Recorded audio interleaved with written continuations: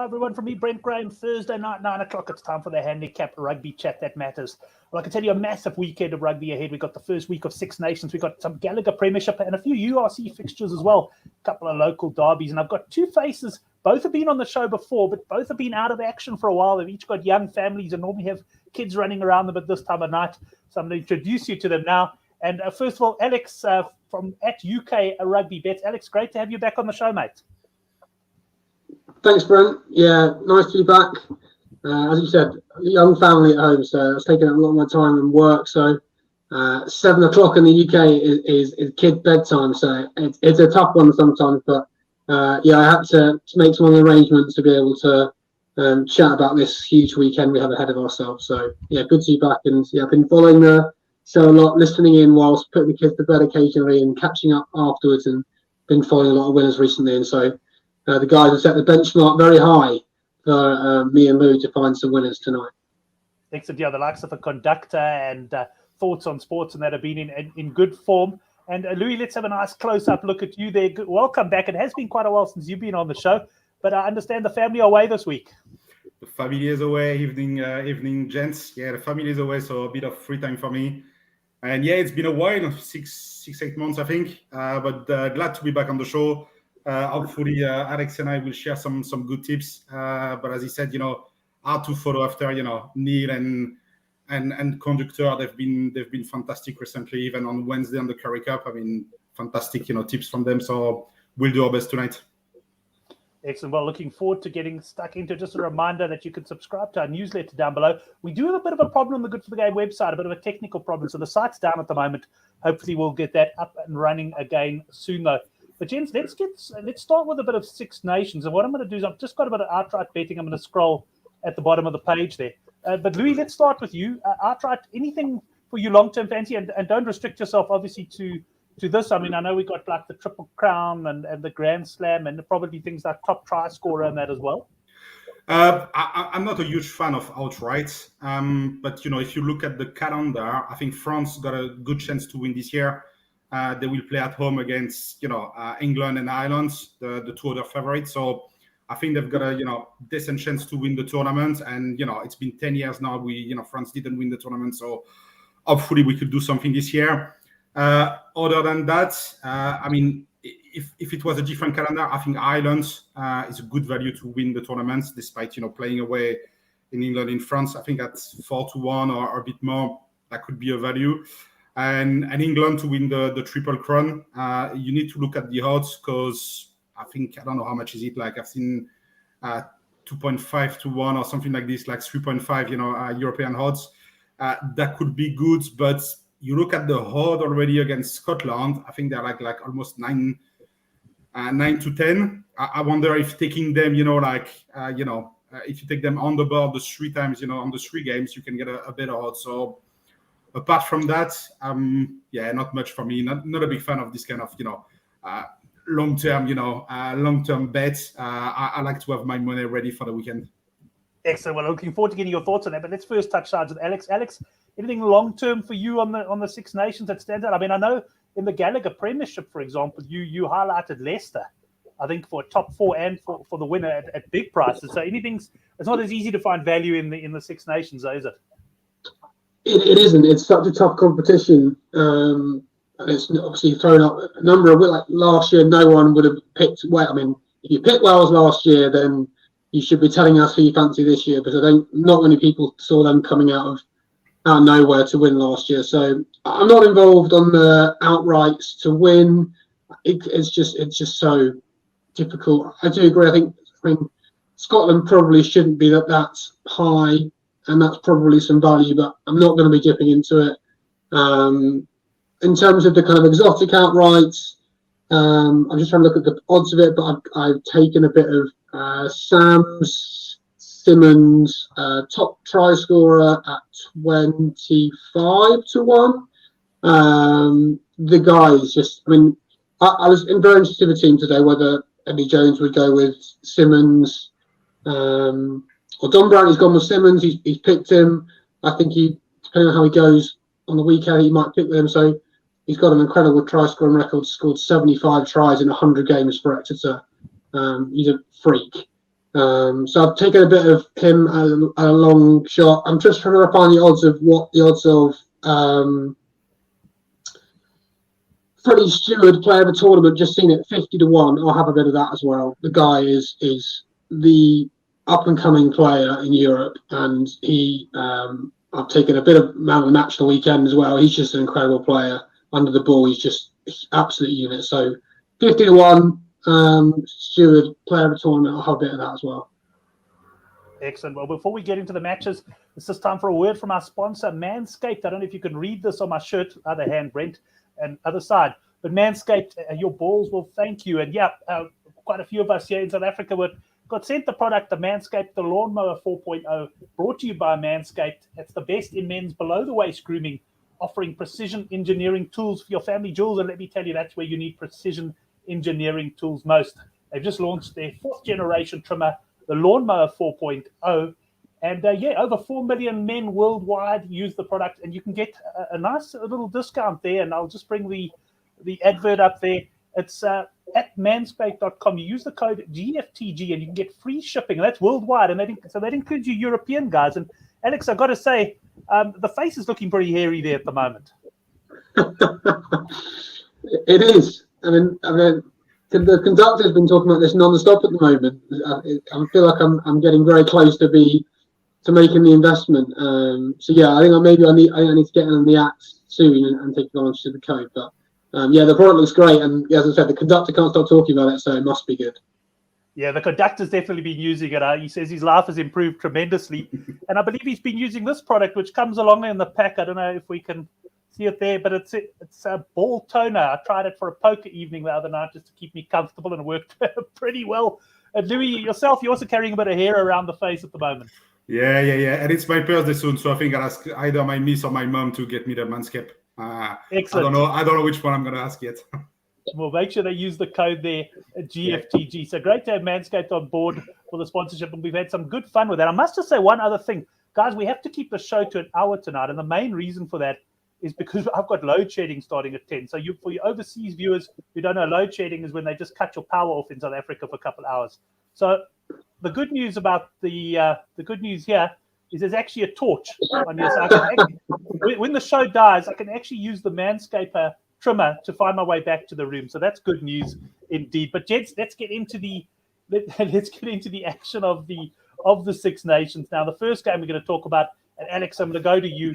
Ireland minus 13.5 against Wales. I know this handicap came out a long time ago, and I've seen a lot of people saying, guys, this cap is just too big. As bad as Wales maybe looked in some of the matches last year, and as good as Ireland looked against the All Blacks, it's too big. But what are your thoughts on this one? Yeah, it's an interesting one.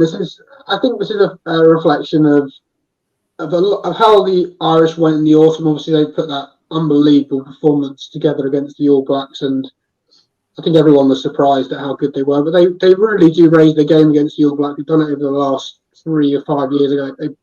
They go to a whole nother level against them. They were very good against Japan as well, and 11 Leinster lads out of that starting 15. Like it's a very tight-knit group.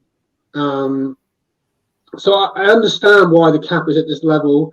For me, I think there's a lot of concern around how the Welsh clubs have been doing, especially over the last kind of URC period. But it's been a difficult period for a lot of them. COVID, no games, coming back, having to travel to Europe after not having any competitive games in the URC. And I think they always, whatever happens, they seem to go to a whole other place when it comes to Wales. I like the pick of Dan Biggar, captain. He'll bring them together. I think there is a lot of fight in that Welsh squad. Adams at 13, I quite like. They've still got some, although they're missing a lot of big names. Alan Jones, mind blank, the hooker. I'll come back to me in a minute. Ken Owens. They are missing a few names, and Dan Lydiate. But there's a lot of fight, a lot of heart in that Welsh side. And I actually have taken, I took 14.5, plus 14.5. It's come down a little bit from there. But I think I'd still be happy with 13.5.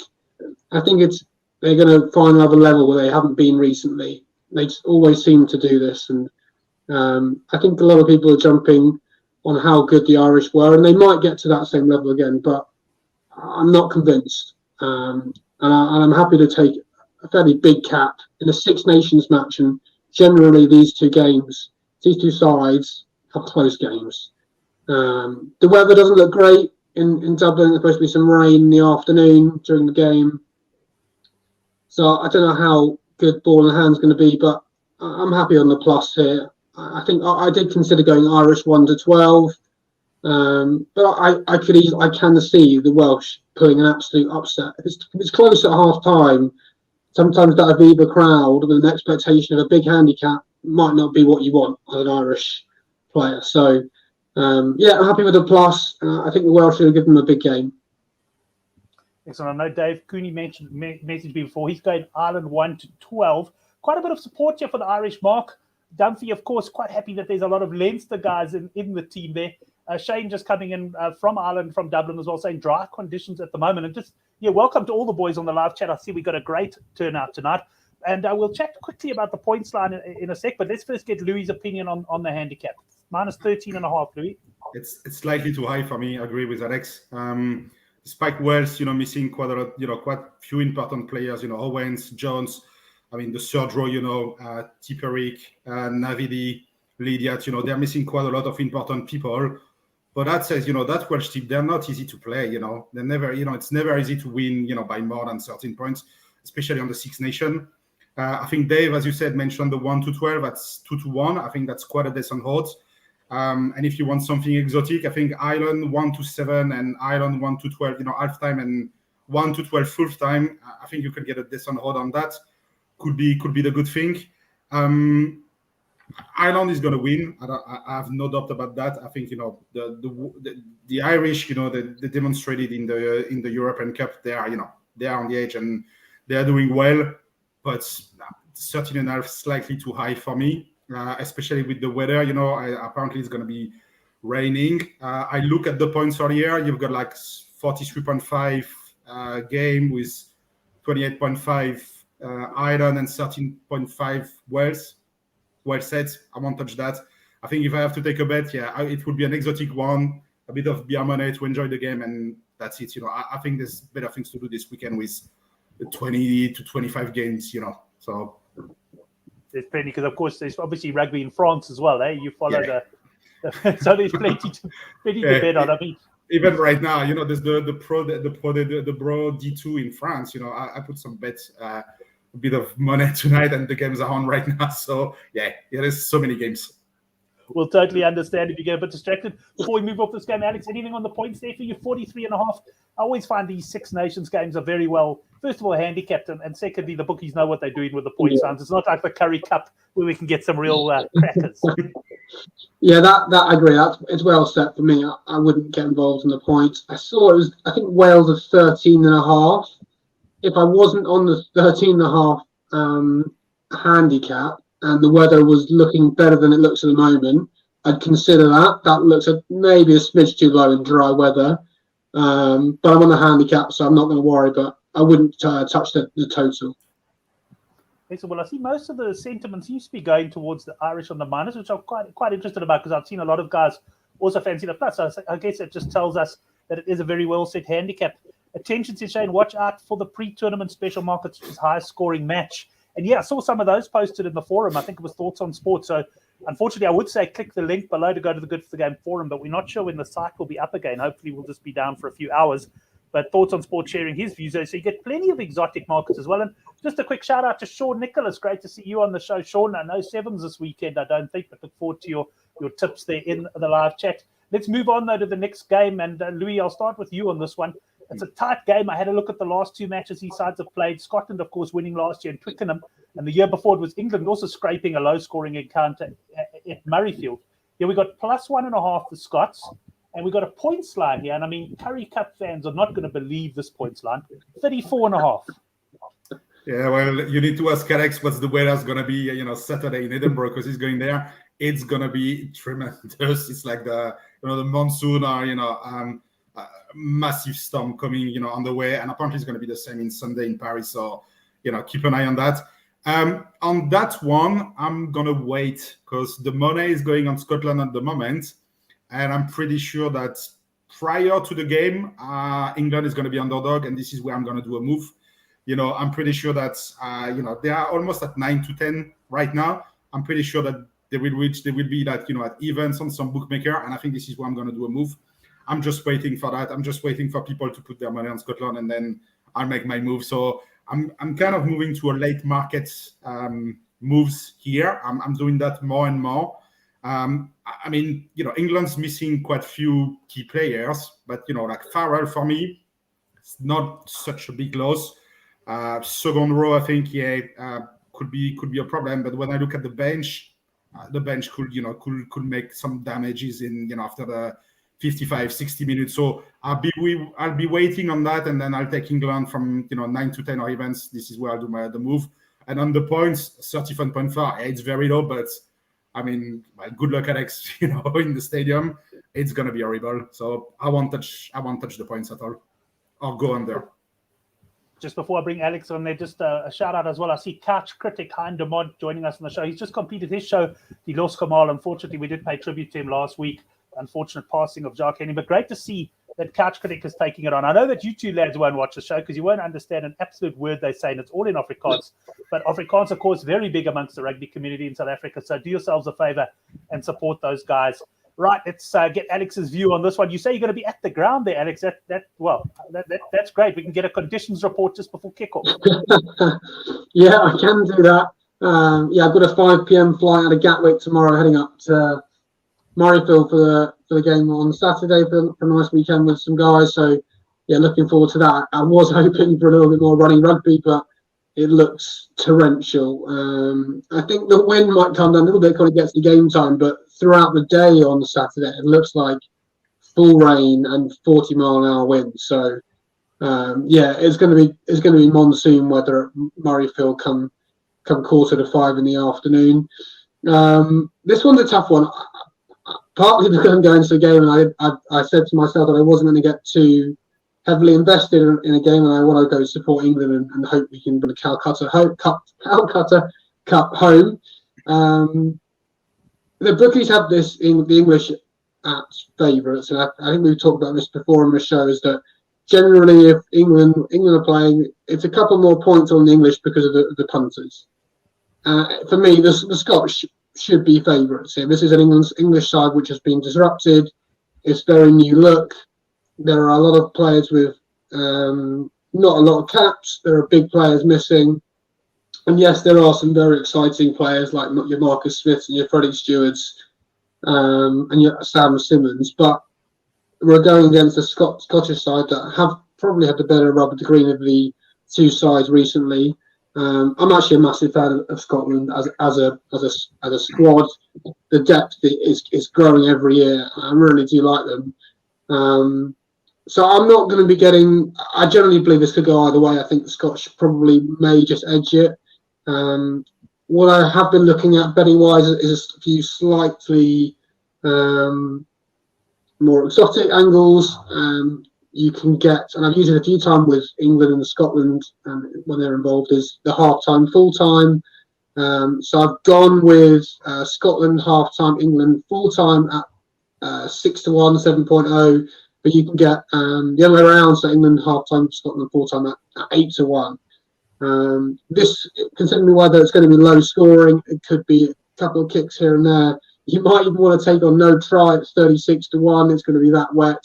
Wait until my weather report on Saturday afternoon. But with Freddie Stewart and considering the kicking battle that will happen inevitably in those conditions, I've gone with Freddie Stewart man of the match at 25-1. I've taken Sam Simmons to score at 3.1, so just over 2-1. Again, his try scoring prowess is insane. The guy's a freak. So I've got involved in a couple of the more exotic plays. I'm going to be wearing my England shirt and hoping we can pull something out of the bag, and Marcus Smith can pull some magic out of the bag. Although I was speaking to the guys earlier, I wondered whether Eddie Jones would throw a wild card in and start George Ford. I said before, I genuinely there is no better fly half in world rugby to manage a wet weather game than George Ford.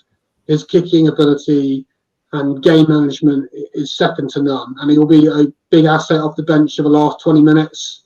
If the game's tight, George Ford is a guy that England wants in the driving seat to manage a wet weather game. If it was dry, different story, Smith's your man. But in the wet, George Ford will put England in the right areas of the pitch. So, watch out, come off the bench. Excellent. Well, it's Hein de Mont, our couch critic. We know he loves his exotics, and we can see why they call you the English couch critic there. Very similar bets to what Hein loves to take. So, Hein, I hope we can rekindle your enthusiasm for rugby betting. I know you've been laying off a little bit, but looking forward to having you on the show again sometime soon as well. Alex, let's stay with you for the next game. It's France. I can't recall seeing a bigger handicap than this in the Six Nations ever. I might be wrong, of course, but France minus 33.5 at home to Italy. The Italians are hapless, but 33.5 is a lot of points. It is big. I have some 36.5 I took earlier this week, maybe Monday. So it's come in a little bit since then. I know there's been some COVID problems in the French camp, but they're all back. I think they all came back by Monday. Louis, maybe you can tell me if that's correct or not. I think they're all back by Monday, so no real problems for them. They'll be able to set up and go through their prep as normal this week.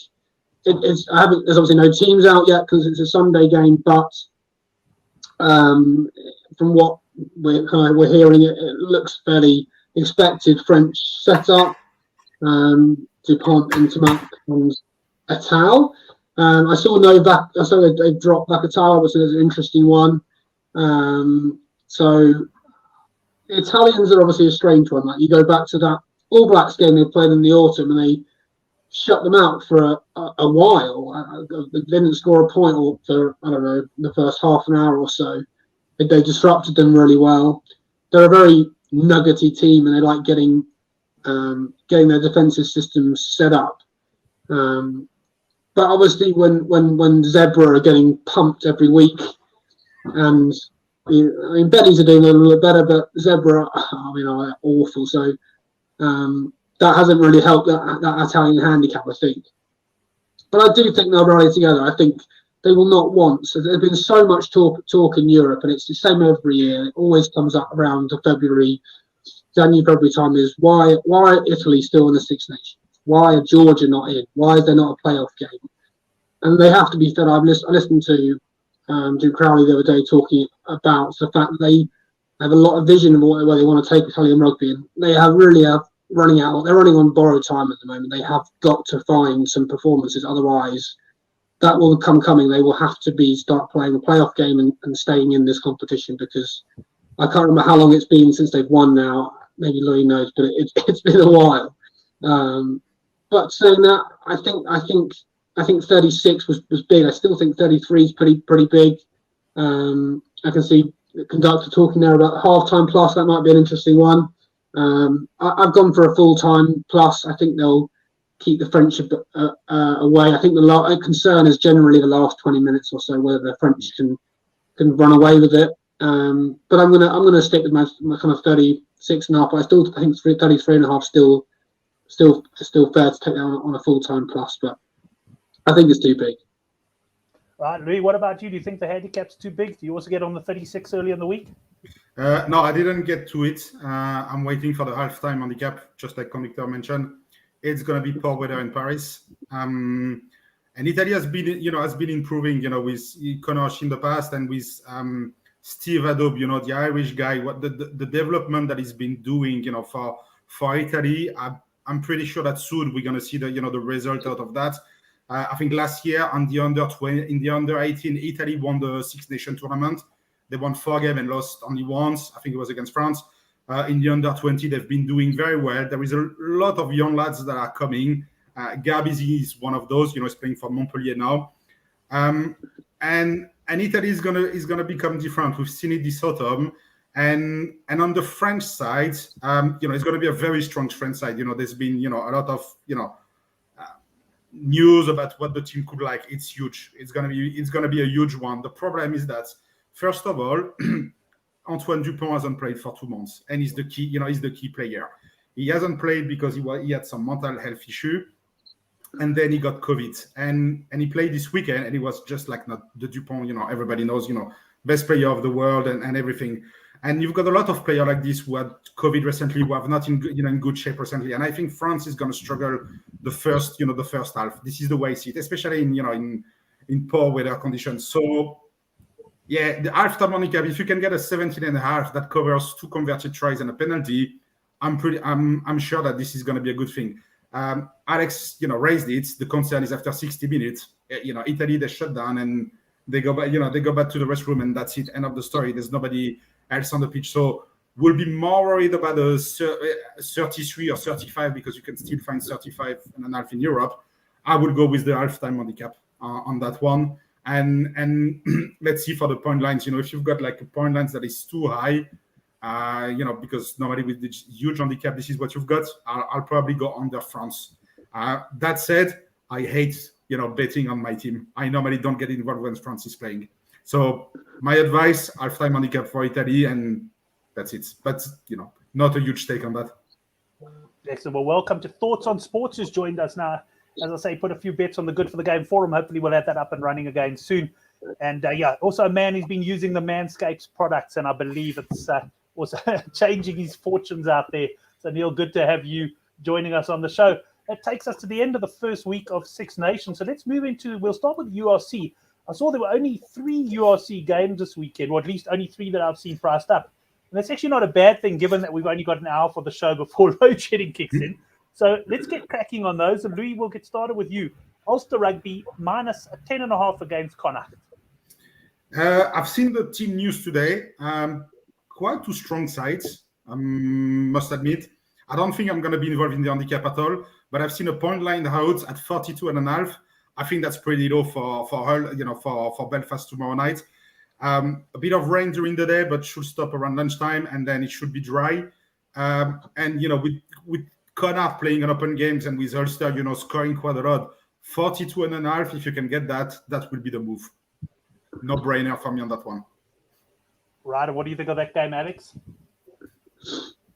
Yeah, there are a lot of big names. I think we were waiting to see. I was waiting to see what the Irish were going to do and how many of the Ulster guys would be involved. Lowry, Balakoon especially, but they were released back to Ulster. They're playing this weekend. Lowry's just been an incredible form. I actually feel pretty gutted for him that he's not stayed with Ireland. I thought he deserved a go this Six Nations. He might get a call up still with injuries, but I felt bad for him that he wasn't involved. I have some minus 9.5 on Ulster. I think 10.5 probably still is fine. This game earlier this year kind of turned over Ulster unexpectedly. The cap was probably maybe the same, maybe even slightly bigger. I can't remember what it was at the time, but Connacht turned them over. I think they'll be out for revenge here. I think they've been in such good form. I've made some decent money on them betting on their points lines, especially recently. They played good rugby. I'm a big fan of the youngster Doak at 9. So he kicks goals as well. He's a really big player for Ireland for the future. I'm on the minus. I still think 10.5 is fine. I wouldn't. If it starts to creep up even more, I'd stay away. But yeah, the points lines is again that's too low. That should be up near 45, 48 for me. So as long as the weather looks all right, I'll jump on that as well. I think it's a great shout.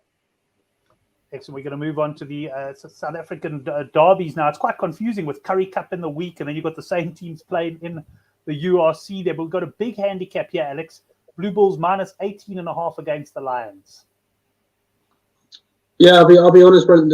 I've been following the Springboks South African sides a bit, but taking a lot of the advice of the other guys and doing pretty well on them because they know their stuff a lot more than I do. So I tend to follow. I think I saw this cap a bit bigger, 19.5, maybe even 20. I think it might have been 21 at some point. So I think maybe it's come down a little bit. It is a big cap for me. I know the Lions, I think they lost 31-10, I think it was this game recently about that. So I think maybe that's why the cap's set about there. It looks a little big. I haven't seen both sides yet. But if it's going to be similar, I think it looks a little big.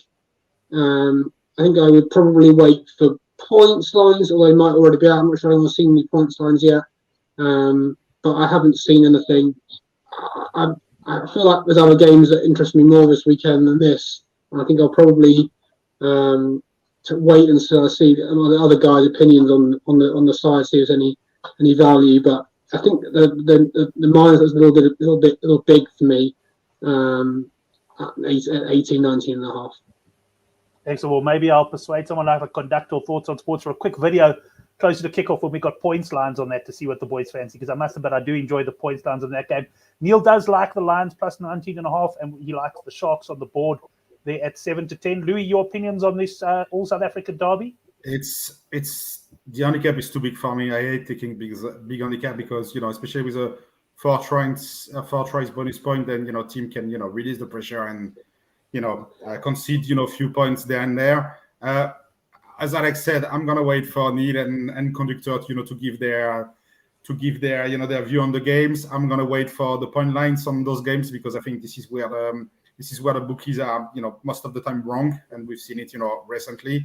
I've seen that Amy is on the whistle in Pretoria, so not a good news if you're an over punter like me. But I'll wait for conductor to tell me if the sun is shining on Saturday morning and the punt line he's gonna send me a picture from his bedroom and I don't know if you want that, mate. Really. Just the window is fine.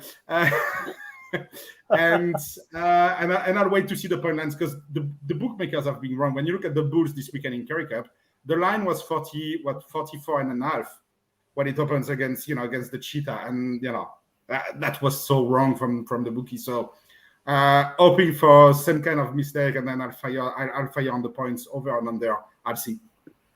Yeah, the boys also saying, and I see conductor said as well, Lions overs points. And Louis, you mentioned a good point. It's the 4 try bonus point, which does make the handicap track tricky when it's big. And often what I like is actually the underdogs points there, because maybe the Bulls get clear, they score their 4 tries, they step off the gas, and the Lions youngsters can sort of run it at them. I say Lions youngsters, but the last time I saw this Lions side, they had quite a few veterans in it as well. So I'm not too sure what sort of side they're going to be putting out there.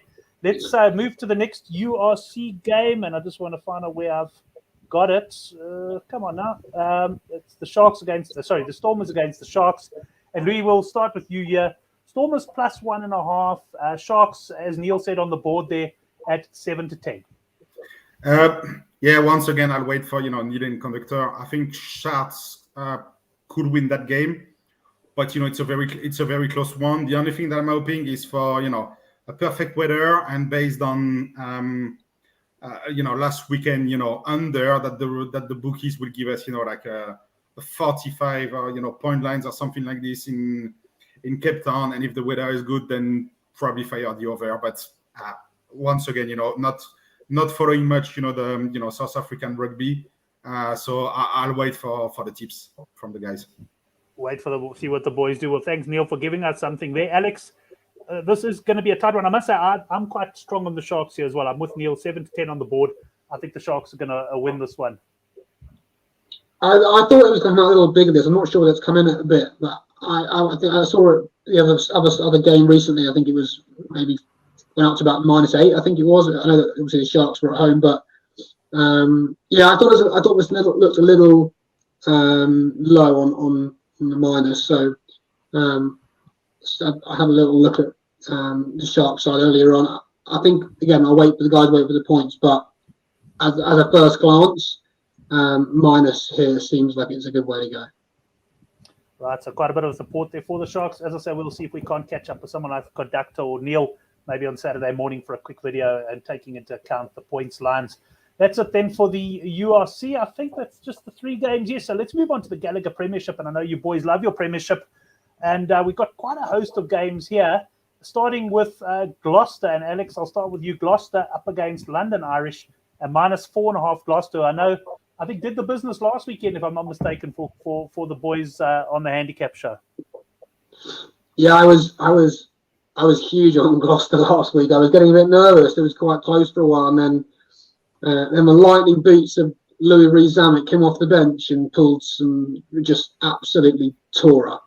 If you haven't seen his try yet, have a look at that. The guy just waltzed his way through a Newcastle defensive line and just bombs around the outside. The guy is just absolute gas. So yeah, very pleased about that last weekend. I've been really impressed with Gloucester this season. I actually was quite concerned at the start of the season, but they've been really impressive. That pack has kind of gone from strength to strength. And Maul is the best in the Premiership. It scores a mighty amount of tries for them, and their backline, when they've got everyone, it is very good. Hastings not in the Scottish squad, on the bench for Gloucester. So Johan Lloyd starts, or not Johan Lloyd, the other Lloyd starts at 10. I actually was really hoping this would be a little lower on the minus, so I could take a Gloucester 2.5, 3.5.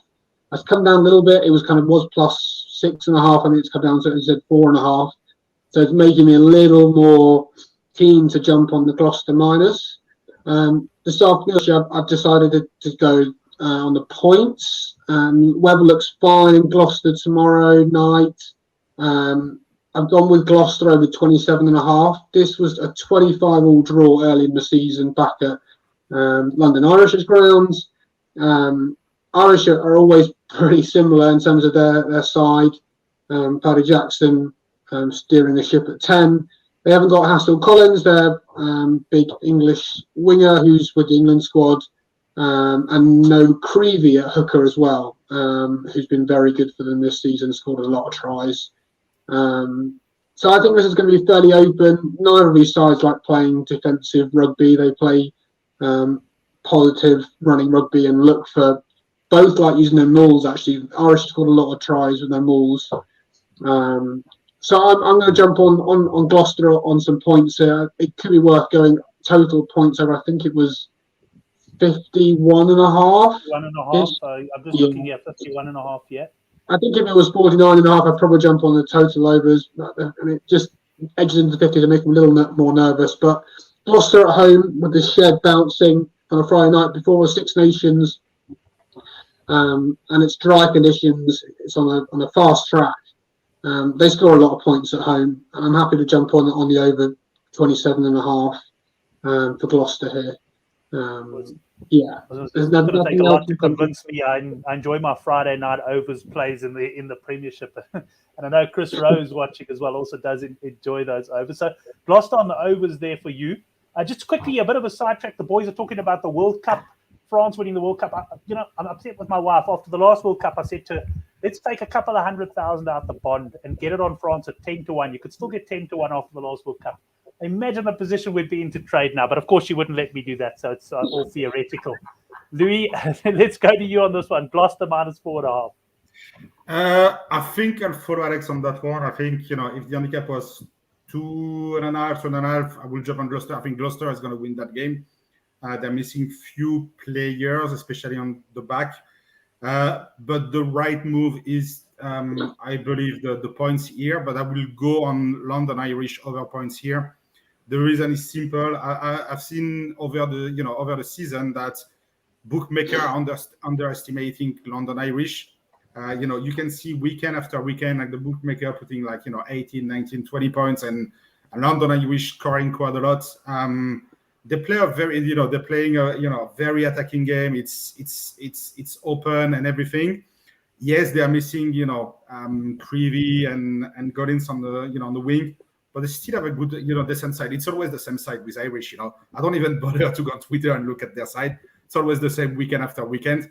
But yeah, on the fast-paced pitch, in Gloucester, points. But I don't know, Alex. Have you seen who is the ref tomorrow night?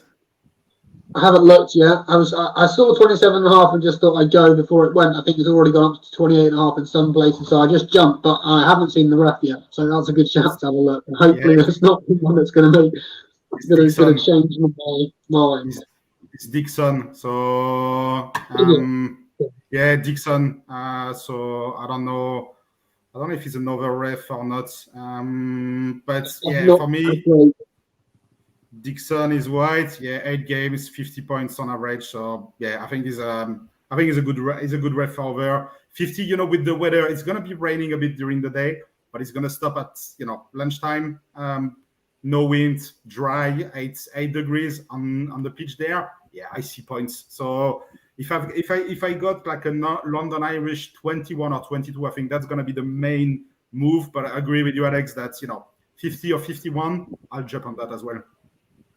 Yeah, I see conductors noted the ref there as well. So conductor, is he an overs or an under ref? And let us know there. Let's stay with you, Louis. We get on to the next game. The Bristol Bears minus 12.5 against the Newcastle Falcons. That's going to be an interesting one as well. I think Bristol is going to be out of fly half. I'm not sure who's going to play 10 because they've got 2 or 3 10s that are either injured or in selection. That looks like a big cap, with 9 and 10 out for them. But their back line is back in business. They've been let's say it's rubbish the first half of the season, but now they're back in business. I'm just hoping that the money is going to go on Newcastle and that I can get a lower over points or over tries Bristol, because I still think that Gallagher score 4 tries at least, they're going to get the bonus points. I don't see them going for something different. I haven't seen the ref, I haven't seen the weather, so I need to look at that a bit more in details. But I think they're going to win. 12 of nice is a bit big. Newcastle not missing many players, but Newcastle has been crap the past few weeks. Hard to trust them. So points for me, and points Bristol, I think, on that one. Right, Alex, what do you think of that one? Yeah, the we lost Alex. Oh, since Alex is lost, I thought maybe it was my load shedding kicking and I was looking where the lights were. Would you back, Alex? With the news of Sheedy being in the Welsh squad on the bench and Randall being retained by England, I took an early play on on plus 13.5. Those two have been so important, and as Louis said, that backline really has started delivering. Of late, they pumped Scarlets away. They did enough against Stade Francais at home, although they didn't cover the cap. They have been improving. Considering where they were at the start of the season, they definitely have been improving. I took some plus 13. I thought it was big when you haven't got their. I mean, Harry Randall has been unreal form for Bristol. The guy is electric. You can't get near him sometimes. When he starts tapping and going, he sets the tempo for that Bristol side, and so I'm assuming it'll be Uren at 9, and God knows who's playing 10. If I had to guess, I'd go Pierce O'Connor. I can't think who else it's going to be unless they chuck in a kid. And those are so important for a side who like to play wide rugby, and when you haven't got a 9 and 10 that have played together at all ever, it makes that a difficult game to play. Newcastle haven't been great at all recently, but they're a very consistent side. There's no one away for England duty. So actually, Rabwan was released, wasn't he? Who? Louis? Adam Rabwan, was he released from England? Yeah, he was. Okay, so he'll be playing. He's a huge player for Newcastle. He scored an electric try down that right-hand side for Newcastle. He'll be playing, which is a big boost for them. I think it's slightly too big. I think the weather will be important, and I do think Bristol will score some points, but I just think it's not going to be the same free-flowing Bristol. And when it gets to a bit more of a nuggety game and there's a lot more scrums, and I think Newcastle can really start to thrive on that sort of game. So I think it'll be a little bit closer than the bookies think it will be, and I'm happy to jump on the plus here. We'll stay with you, Alex, for the next game. Exeter Chiefs minus 5.5 against the Wasps. Yeah, this game's actually come in a little bit more in the UK. I've seen it even lower than this. I've seen it at 3.5, 4.5 in the UK. Wasps have been on some run. They're getting every week. They're getting someone else back after they've had an absolute huge amount of injured players for so long, and they've kind of been one of those sides that have kind of said, well, the first half of the season is a bit of a write-off. We need to wait for our players to get back, and then we'll start climbing the table. And they're doing that. put away Toulouse, Leicester, and Saracens in the last month and a half, month or so. Those are three of the biggest sides in Europe, and they've done it pretty convincingly. They're a side that are very much on the up at the moment. They're probably the form side in the Premiership. I haven't looked at the form table, but I would assume they are very, very high up, and that's why this cap is coming in. Exeter obviously got a lot of players away. Obviously on international duty. Wasps have got some, but not many. Barbara's been released back. Dan Robertson is back playing again at 9, and he's huge for Wasps. I think there's been a lot of news recently of players leaving. Fekatoa, Gopeth leaving at the end of the season, but they're huge players for them, and to have them back, it's massive. So when we've seen this season, Exeter have lost at home to London Irish, Saints, I think, someone else. I can't remember who it was. They've lost a couple of times at home and not being convincing. They're not the same side, and without Cowan Dickey, their big second rows, without Sam Simmons and without Stuart Hogg, they're a very different side. So if you can get 5.5 still, plus is the way to go for me here. I haven't seen that in the UK. That's gone. But in form terms, Wasps are the form zone here, and Stanley Park is not the same fortress as it was in the past, especially without their big guns in the pack, which are often the international duty. So I like Wasps here. I would even be considering taking them on the money line to win.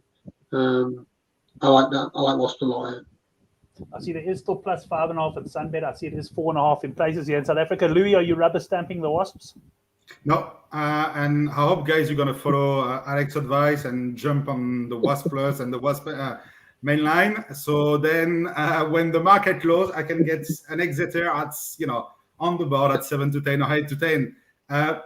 Exeter is a big team, and, they've been losing against Montpellier in European Cup. They lost against London Irish last weekend. Those teams, they're gonna bounce back, and I love when a favorite, after losing 2 or 3 games in a row, when the odds are increasing too much, I just can't resist. So for me, I'm gonna wait for the market to do the job for me, and then I'm gonna jump on Exeter on the board, because I'm pretty sure that when the team news is out tomorrow, people are gonna jump on the Wasp, and then I'm gonna jump on Exeter. Like Saturday lunchtime, this is where I'm going to do my move, because I'm pretty sure I'm going to get a very nice odds. I don't see them losing again. Yes, they're missing a lot of players. Yes, Wasp are, on the verge and everything. But, those teams, they love to bounce back. And I'm pretty sure Exeter is going to bounce back at Sandy Park, with, a lot of fans and everything. That's the best moment. And Wasp are the best team for that, I think. I think it's a really good point that Louis makes there, is that even though we can pretty much tell you roughly who's going to be in the 23 for each side, the market will still change come 12 o'clock tomorrow, and it will go in the direction that Louis said. This will probably end up a choice game. So if you do like Wasp like me, go early. If you like Exeter, wait. And I don't know why that still happens, because we know the team, we know who's away for the international duties, but the market waits. I think obviously we're split on this one, but if you like Wasps, go early. If you like Chiefs, wait. I smell the draw, Alex. I smell the draw, Alex. You can always catch a middle there. We will stay with you there. We're into the final 10 minutes of the show, and that's simply because I've got load shedding. Of course, Leicester Tigers minus 22.5 against the Worcester Warriors.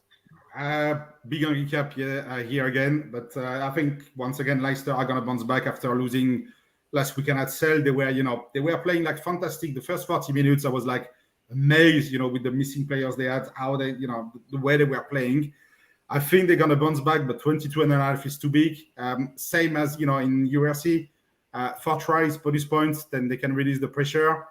And the move here, I haven't seen with the ref and the weather, but Worcester over points once again. I think they could be underestimated here, and they could score 1 or 2 tries. I look at their squads.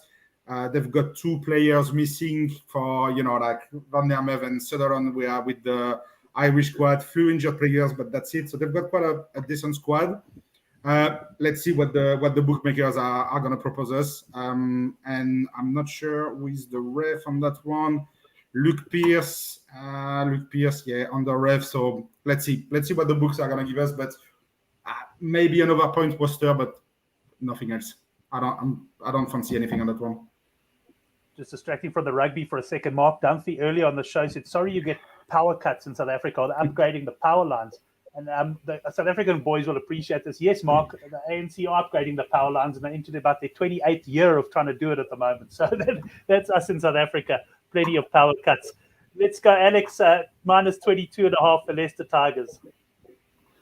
Yeah, it is a big count. I agree here completely, but I can't trust Worcester with it. I think I saw that Tigers pulled Freddie Burns off quite early last week, way too early actually. I don't know whether they're concerned about losing him during this period where Ford will stay with England, but I think he'll start again at 10. I think the rest of the team is pretty clear. Dan Kelly will play. I think the South African contingent will be back in the back row. So I think the cap's probably about well set. I don't trust Worcester on the plus. I'd have a look at the points line for overs on Worcester, and again also the overall to see what Leicester's are, because if it's in the, it'll probably be low 30s. I would have thought. I'd say around 30, 32. If it's you think higher or lower? Yeah, 35 at least. Depending on the weather, but I can see 35 with a huge cap like this, and Leicester at home, they've been scoring a lot. I can see a 35. You probably get a Worcester around 11, 10, 11, something like that. Maybe 12, I would say, 12. So 12, 35. I think it's worth waiting for the points line here and thinking about where to go. I think if you can get over 1.5 Worcester tries, might be a nice play. They are obviously a fairly consistent side. Haven't got too many away. I like Finn Smith at 10, and so they are able to score a few tries out wide. So yeah, I'll wait here, and I think maybe something like a Worcester over 1.5 tries might take my fancy. We'll stick with you, Alex. 2 games to go. Saracens minus 18.5 against Bath. Yeah, I was burnt by Bath last week. Was it last week? Yeah, I was on Quinn's 2 weeks ago. I can't remember what it was now. I was on Quinn's, and Bath pulled it out the bag. They'll have to play a Joma at 10, I think, again this week. Bailey was released by England, but he's got a hamstring injury. So Red Bath away with Scotland, I think, still. And so I think it's going to have to be a Joma at 10. Ben Spencer's in really good form at 9. Obviously got a few of the pack away with England. But my God, Nathan Hughes at the moment. I don't know if anyone saw the game against Quins, but that man was a man possessed, was putting some absolute huge hits, trying to impress some people and get a contract for next year.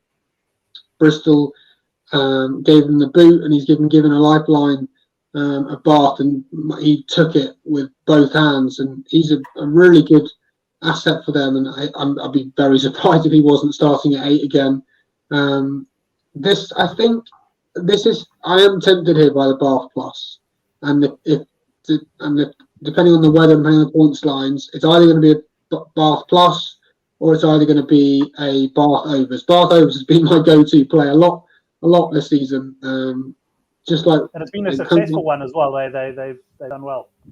Yeah, the booking they've often scored the points. Let's put it that way. Yeah, they get beat by a lot, but they score a few themselves, and I love that sort of team. That was the same as the Waratahs in the Super Rugby season last year. Made me a lot of money that way.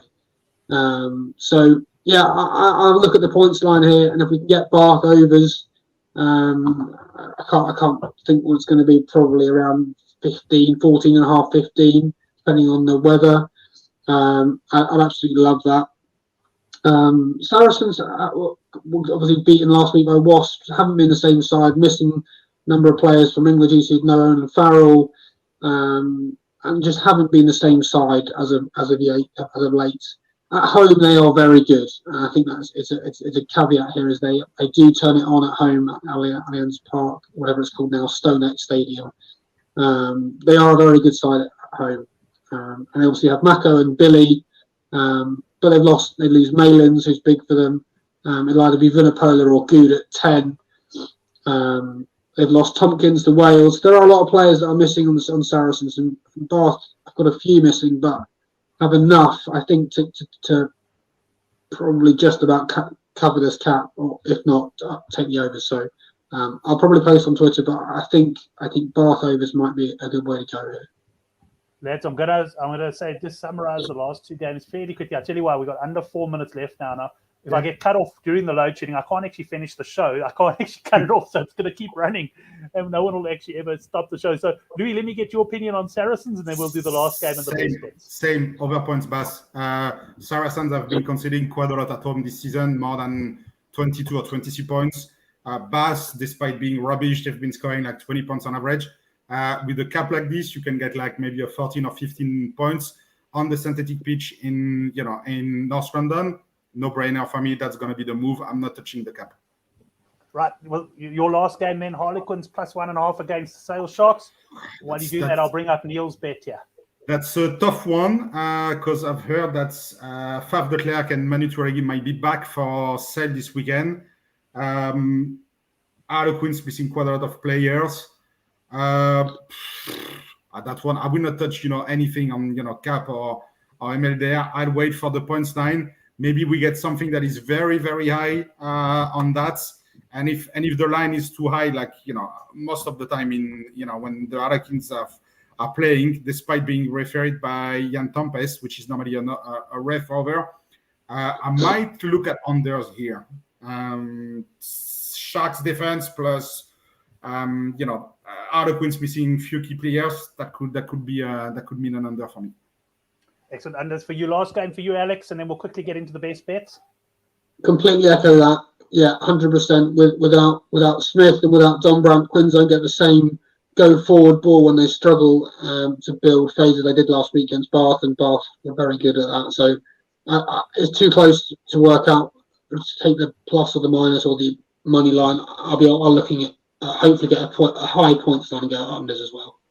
Excellent. Well, I hate rushing the show. It's purely because of load shedding, I can tell you. But Neil and the conductor both like Sale, and that, of course, was the newsletter best bet last weekend, which I thought had lost based on Twitter. But I was quite surprised to see my account later in the evening. But Alex, let's sum up your best bets, please.